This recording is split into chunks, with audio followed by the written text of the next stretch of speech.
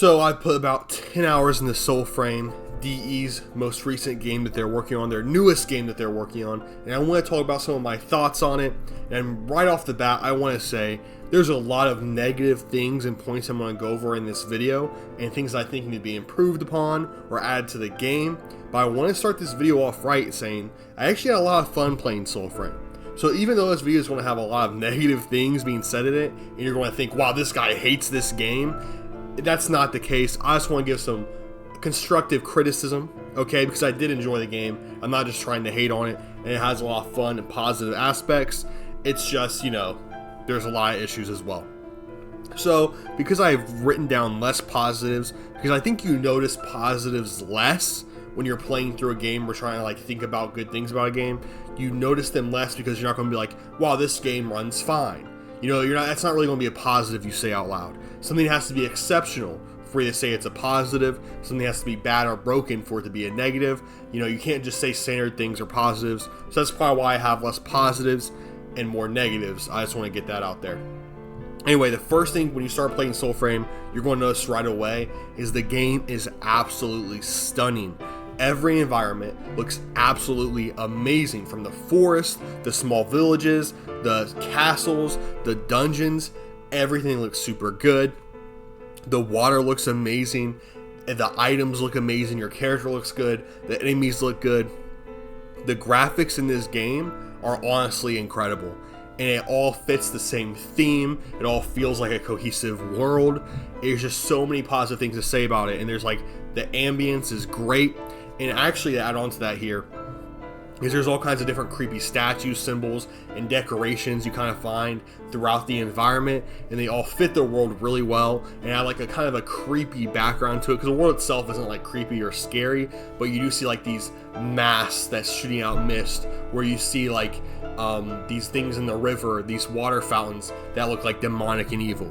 Honestly, it just looks super good. The design of the game is really good, and that also continues on to the UI, the user interface, and the menu screens look very good in my opinion and fit the game well.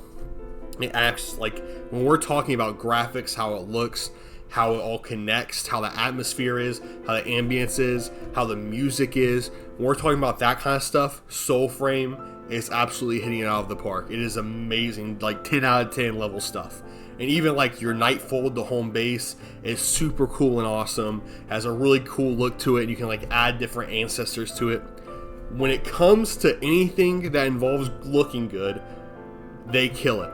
Even the cutscenes and voice acting, for the most part, are very good. The voice acting is very high quality, from what I have experienced. There has been some issues with the cutscenes, but most of them are also very high quality.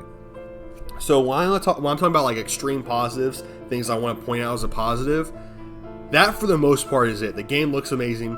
The game can run well. It doesn't run bad. The environments are breakable. A lot of the stuff you can break. It's really fun breaking things, getting loot from it. And when it comes to positives that I wrote down and really stood out to me, that's probably it. And now I just want to go over some of the negatives I've experienced while playing this game. And most of the negatives aren't really about how the game plays or how it functions. Most of the negatives are the lack of direction the game gives you on some things that I think the game needs to give you more direction on. The first thing I want to bring up is the classes, abilities, and perks aren't explained well.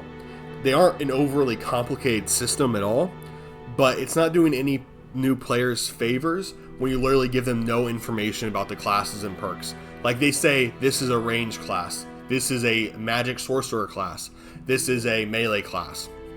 You pick one, and then you're from there, you just gotta figure it out yourself. There's not a whole lot of, help there.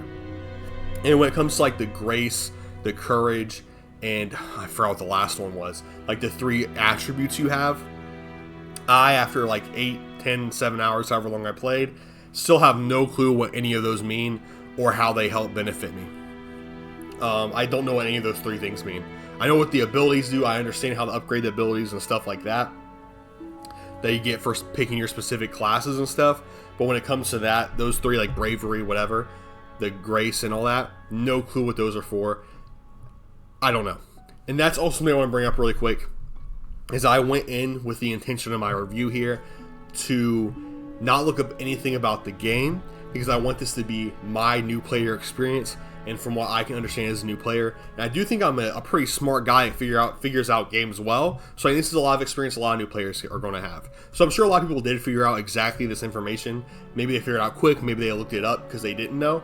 But as a new player, none of this is explained to you. You don't know what the 3 like attributes do. You really just don't know. And on with that, the start of the game is overall pretty directionless. There's some beginner quests, like there's like 1 or 2 beginner quests that kind of gets you started on. Then after that, it kind of feels like you just run around. It actually, and this isn't a complete negative point here, it actually kind of felt a lot like Skyrim.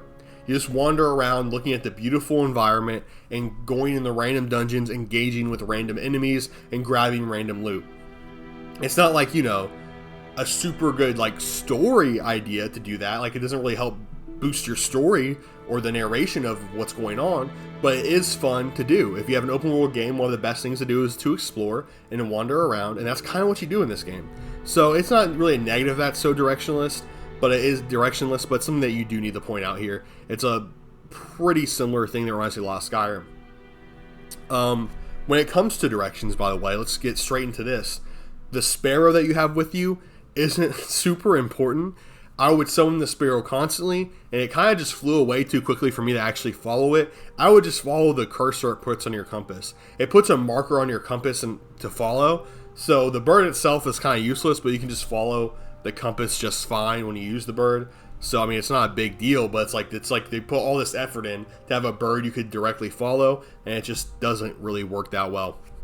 Especially in dungeons, the bird gets turned around extremely easy and will get you lost, and sometimes glitches out. Honestly, the bird is just shitty. The bird sucks. The bird's not good.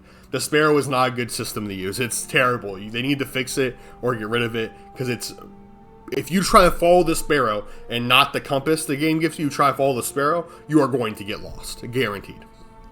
And going on, building off that, I've had a couple glitches during cutscenes, particularly when I saved the she-wolf. The sparrow just glitched above my head like it was perched on me, like it was perching on my head, but it was about a foot above my head, floating there, not flying, but like not flapping its wings to fly. Like it was like T-posing above my head, basically, in the middle of the cutscene. And it lasted for the duration of the cutscene. So that was kind of a problem.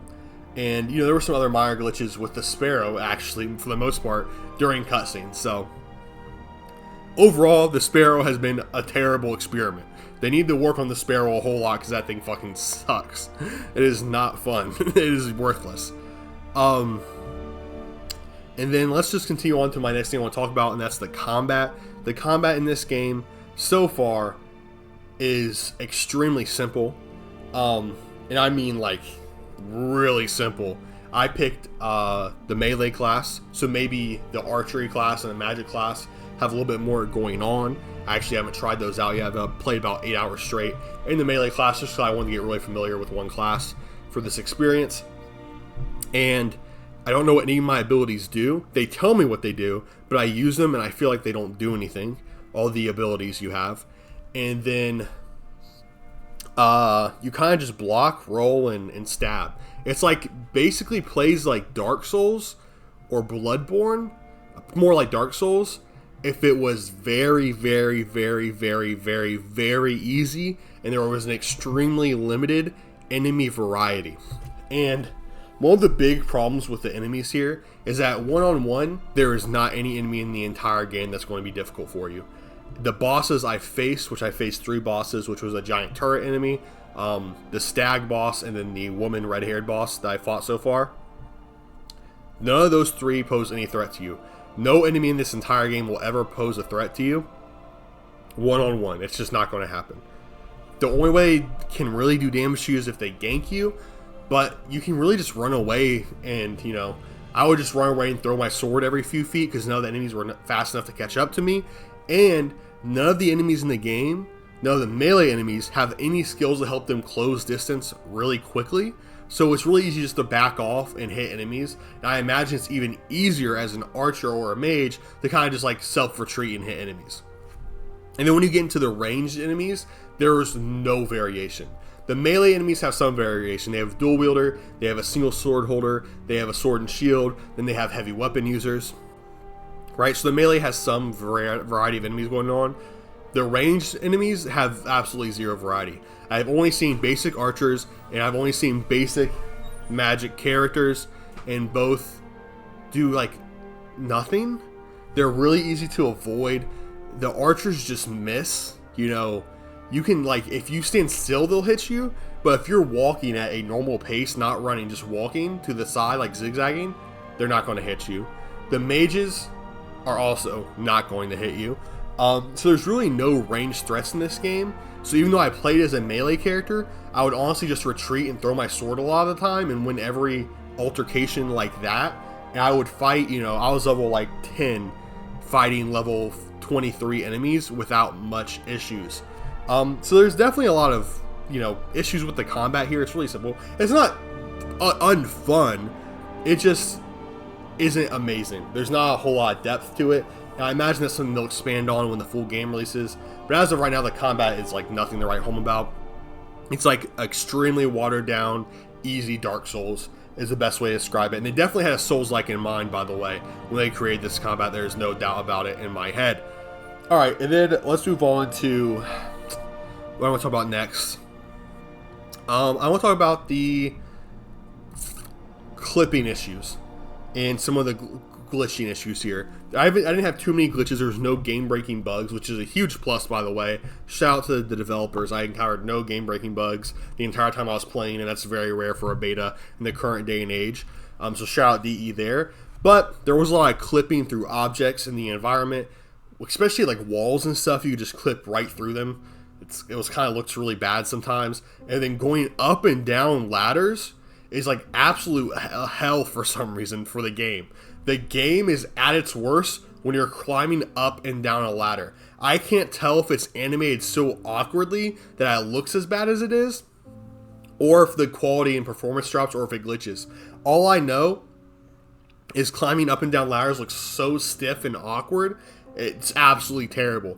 And it's not really something worth mentioning, but I feel like you climb ladders quite a bit in this game, and every time I climb a ladder, I'm like, wow, this looks really stupid.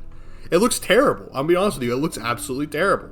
I don't know why ladders is making me crash out here, but for some reason, the ladders are like the worst part of the entire game. And for some reason, I switched between things here, but I actually want to come back to the combat really quick. The auto lock while you're in combat can be fairly awkward. So when I first played, I was under the impression that the cursor on the screen is where I would swing my sword towards. So, and when you use a bow or magic or whatever, or throw your sword, yes, where the cursor is where you're going to attack. But when you're actually using melee, you attack either the direction you're facing, or you auto lock onto a random enemy. So while I'm playing, I'm actually moving to like face my cursor to a different direction. Sorry for that. And try and lock on my cursor to a different enemy to attack. But your character will not switch who they're attacking. They'll just auto lock into an enemy, and you have to like manually move your character in a different direction to attack someone else. The cursor does not play a role when you're fighting melee. It's all about what direction you're facing, what enemy you're locked onto, who you're closest to. And this is slightly annoying sometimes when you lock onto the wrong enemy and you do like a whole combo, but they're too far away to hit, and the guy you were actually trying to hit is right next to you, he hits you, and you know, it's kind of annoying. If the game like was punishing, it would have made me really frustrated, but since the game doesn't punish you at all, it's not that big of a deal. But if the game does get more difficult and have more depth in the combat down the line, they need to maybe change up the auto lock system a little bit, and maybe make you lock on less hard, actually, overall, to be honest with you. As typical DE, the character creator is terrible. There's not a whole lot of options, but like Warframe, it got a lot better over time, a lot more options over time. So I'm expecting they haven't put too much effort into the character creator, so I'm not going to go on this super hard here. They just need to add more stuff to it. Sorry again. There's just not a whole lot going on. And finally, the biggest thing I want to talk about here is the crafting. You get all kinds of materials constantly throughout the game. You get broken relics that you're supposed to be able to fix up. It's like actually insane how much crafting materials and different items there are in the game that I've collected throughout my playtime. And throughout my entire playtime, I was unable to find where I'm supposed to craft them. And I knew there was crafting in the game before I even played the game. I mean, before I looked it up, because I was getting crafting materials. But after about 3 or 4 or 5 hours of playing, I was like actually questioning if I could craft anything or like make weapons or anything. Because I was like, I haven't been guided to a crafting station yet. I've been following the main quest through. I beat the first boss. I went beyond the first boss. I've saved the she-wolf. That's like level 20 enemies now I'm fighting. And I still haven't been directed to how to craft stuff. So I had to look it up because I'm like, maybe they just hadn't added crafting yet. So I literally look it up and like, yes, there is crafting. But to actually craft, you have to go find this random helm at a random crossroad in the game. And then like, I think it said, after you complete a quest with that and go to the blacksmith, she's your ancestor and shows up in the Nightfold for you to craft with. It's just like an absolute like laundry list of things to unlock crafting. And it's like on the complete eastern part of the map, away from where you're spawned. It's like completely counterintuitive. You think crafting is one of the first things they'll introduce to you, one of the first things they show you, but it like is a wild goose chase to get crafting. I don't know. I never actually crafted anything the whole time I played, and I was going to just go do the quest based off well, I looked up how to do it and how to unlock the blacksmith, but I said no, because that's an unfair first experience. That's not an actual first experience if I'm cheating and looking up how to get to the blacksmith. So I played 3 and 4 more hours than I originally meant to. I promise you this. 3 or 4 more hours than I originally meant to, playing through the game, doing more quests, trying to see when it would finally introduce crafting to me, and it just never happened. And that's why this is the biggest gripe I have right now, because I've played 7 to 10 hours. I don't know how long it was 7 to 10 though, and I have yet to reach the blacksmith to craft anything, even though I have hundreds of crafting materials and like 30 relics. However they set up introducing the blacksmith is really bad. It's really, really, really bad. And that's something I just wanted to rant on there, because I'm not going to go ahead and pretend like that's okay. That's absolutely terrible.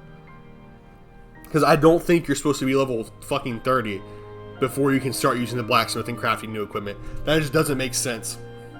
Especially when you get the materials to actually craft that equipment in the first 30 minutes of the game. But, you know, that's one of the biggest issues I have, by the way.